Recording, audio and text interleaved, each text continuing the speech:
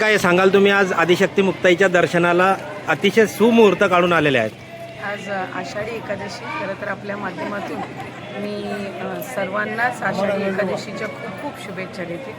आपल्या या भूमीची, संतांची, साधू संतांची भूमी ओळखली जाते आणि वारी म्हटलं आणि आषाढी एकादशी म्हटलं की आपल्या आयुष्यातलं एक सुवर्ण क्षण त्या निमित्ताने तो येत असतो. पंढररायाच्या आणि रखुमाईच्या दर्शनासाठी सगळेच आसुसलेले असताना आज खरं तर मला आदिशक्ती मुक्ताईचं दर्शन या शुभदिनी प्राप्त झालं. हे मी माझं भाग्य समजते.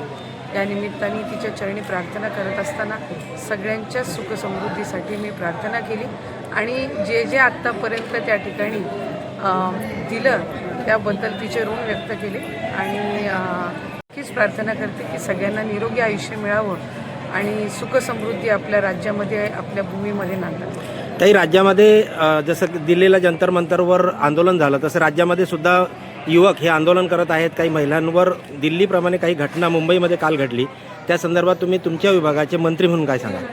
नाही, खरं तर तो पोलीस विभागाचा विषय आहे. पण एखाद्या महिलेसोबत अशा पद्धतीनं जर निषेधार्थ घटना झाली असेल तर त्याची मी निंदाच करीन. संबंधित जे पोलीस अधिकारी असतील त्यांच्यावर जी काही कारवाई करायची ती त्या विभागाकडून, शासनाकडून केली जाईल. पण आपण जर बघितलं तर वेगवेगळ्या ठिकाणी आंदोलनं झाली, पण पुणे असेल, मुंबई असेल, हा एक अपवाद जो निंदनीयच आहे. मी अजिबातही त्याचं समर्थन करणार नाही. कारण एक महिला आंदोलन करायला आलेली आहे आणि आंदोलन करायला आलेली असताना तिच्यासोबत असं निंदनीय घटना होणं हे अभिप्रेत नाही आणि ते निषेधार्हच आहे. पण पुणे असेल, इतर काही भागांमध्ये जिथे जिथे निदर्शन झाली तिथं पोलीस विभागाने तितकंच सहकार्यसुद्धा या आंदोलकांना केलेलं आहे.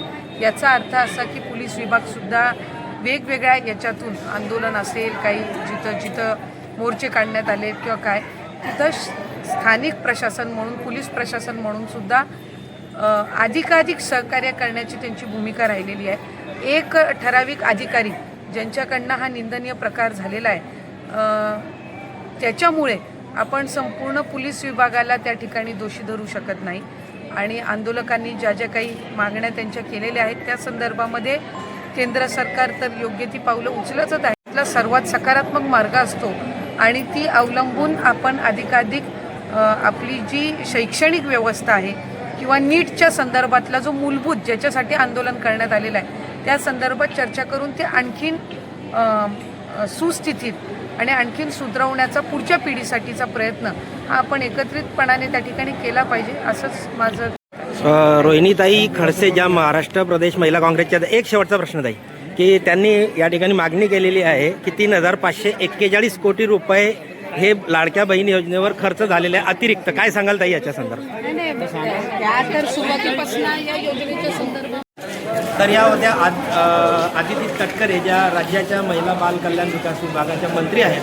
त्यांनी आज आपण त्यांच्यासमोर मुद्दा मांडला आणि त्यांनी सांगितलं की पंढरीच्या रायाला या राज्याच्या सुखासाठी आपण साखळ घालत आहोत. त्याचबरोबर राज्यामध्ये जे आंदोलन सुरू आहेत महिलांच्या संदर्भातलं किंवा नीटच्या संदर्भातलं, या आंदोलनाच्या दरम्यान पोलिसांची भूमिकाही चांगली आहे. एक कर्मचाऱ्याने जो केलेला प्रकार आहे त्या संदर्भात नक्कीच कारवाई डिपार्टमेंट करणार आहे असंही त्यांनी सांगितलं. मात्र रोहिणीताई खडसे ज्यांनी जो एक प्रश्न उपस्थित केलेला आहे, 3,541 कोटी रुपये हे अतिरिक्त लाडक्या बहीण योजनेवर खर्च करण्यात आलेले आहेत आणि त्या संदर्भात आपण काय करणार असा प्रश्न विचारला असता या प्रश्नाला त्यांनी बगल दिली आणि चालायला सुरुवात केली. धन्यवाद मित्रांनो. Wadekar info news. जय हिंद, जय महाराष्ट्र.